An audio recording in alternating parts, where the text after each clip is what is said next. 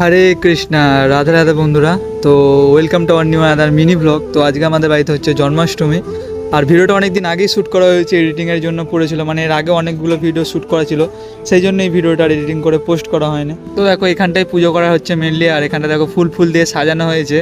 আমার মা, মামিমা আর আমার বোন মিলে যতটা পেরেছে নিজেরা করেছে।